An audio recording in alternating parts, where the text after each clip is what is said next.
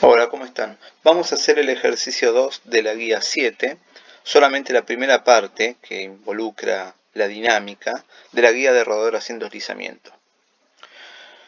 El ejercicio nos dice, dos esferas macizas comienzan a rodar por un plano inclinado. Ambas parten desde el reposo y en el mismo instante. Nos da como dato además que una de ellas duplica en radio a la otra y que ruedan sin deslizar. Fundamental dato que nos provee el enunciado. El ítem A nos pregunta cuál llega primero a la base del plano y el ítem B me pregunta cuál llega con mayor velocidad. Como dato nos da que el radio de la esfera 2 de la grande, la roja, es 2 veces el radio 1 y la masa 2 es 2 veces la masa 1 y que el seno del ángulo nos da la relación trigonométrica de el opuesto h sobre la hipotenusa L. Consideraciones.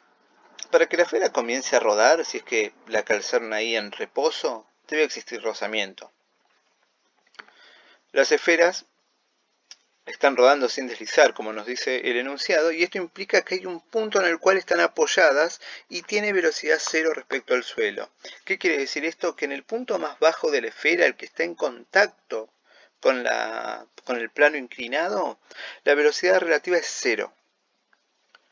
Como la fuerza de rozamiento es estática, por lo que dijimos recién, no hay deslizamiento entre el punto más bajo de la esfera y el suelo, las mismas no van a realizar un trabajo neto, es decir, las fuerzas de rozamiento. Por lo tanto, la energía mecánica se conserva. Esto siempre y cuando no exista el trabajo de otras fuerzas no conservativas realizando trabajo, obviamente. Y algo muy importante, que la fuerza de rozamiento se obtiene a partir de las ecuaciones de Newton y de momento si es necesario. Como no hay desplazamiento relativo entre las superficies en contacto, suelo y punto de contacto de las esferas con el suelo, la fuerza de rozamiento no adquiere el valor del coeficiente de rozamiento por la normal. Bueno, vamos a ver qué fuerzas actúan. La normal, que es la fuerza que siente la esfera por el plano, la fuerza de rozamiento, que es la que ayuda y provoca la rodadura, y el peso. Esto es para una esfera genérica, ¿sí? Como vemos que los dos cuerpos que están en nuestra situación son dos esferas, macizas ambas, vamos a hacerlo por una esfera en general y después puntualizamos. La sumatoria de fuerzas externas es la fuerza de rozamiento más la normal más el peso, y esto es igual a la masa por la aceleración del centro de masa. Si descomponemos, en X tenemos que menos la fuerza de rozamiento más la descomposición en X del peso, que es mg por el seno del ángulo, y esto es igual a la masa por la aceleración del centro de masa en X, que ya lo dejé como aceleración del centro de masa. ¿Por qué? Porque la sumatoria de fuerzas en Y es la normal menos mg por el coseno del ángulo, es decir, la componente Y del peso, siempre dado el sistema de coordenadas que yo haya elegido, y su aceleración es nula en esta dirección. Los momentos son,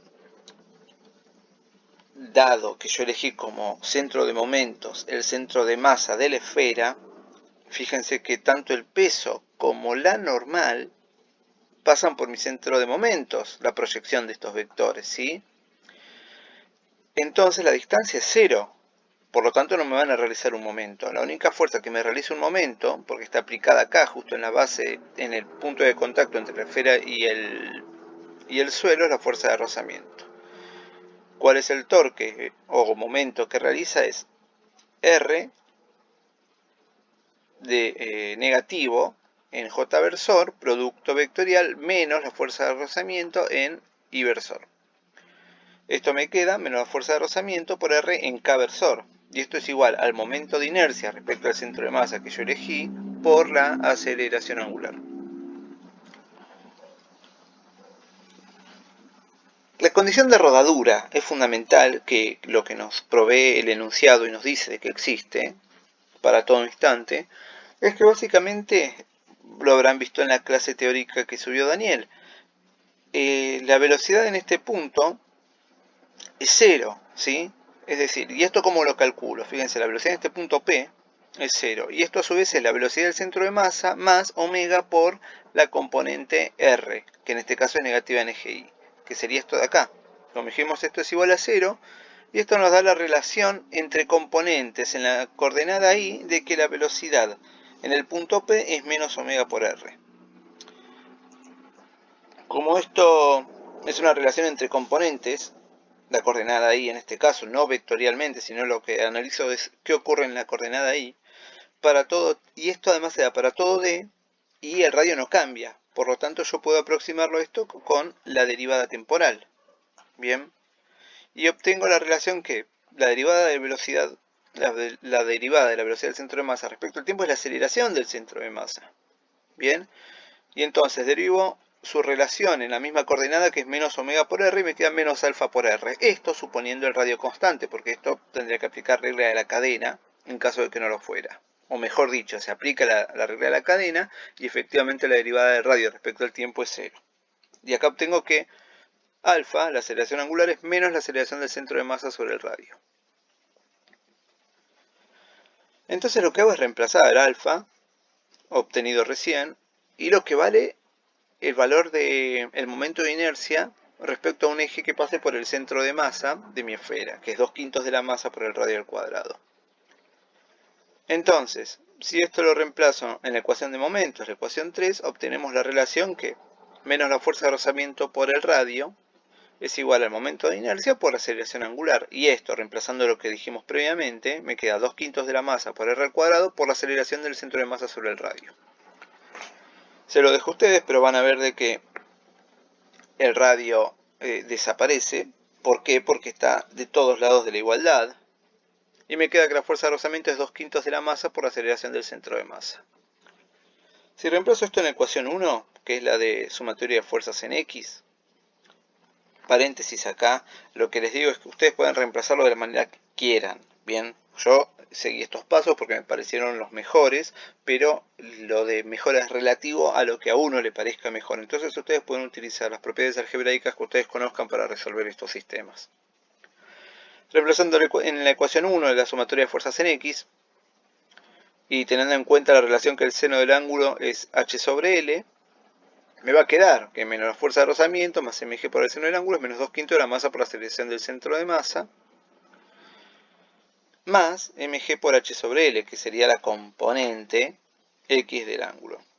Y esto es la masa por aceleración del centro de masa. Reagrupando, me queda que la aceleración del centro de masa es g por h sobre L más 2/5, más 1. A ver, lo que encontramos fue la aceleración es g por el seno del ángulo, o h sobre L, sobre 1 más 2/5, y acá podemos ver dos cosas. Primero, que no depende del radio. Segundo, no depende de la masa. ¿Esto qué implica? Que si analizamos este fenómeno desde el centro de masa, la relación entre los desplazamientos y velocidad es el mismo. Esto implica de que si recorremos esta distancia AB, o sea desde el punto máximo hasta la base del plano inclinado, va a implicar mismo tiempo y ambas van a llegar juntas. Bien. Si queremos saber con qué velocidad llega, lo que debemos hacer, que es una de las incógnitas que nos preguntaba, es, bueno, utilizar las ecuaciones de cinemática.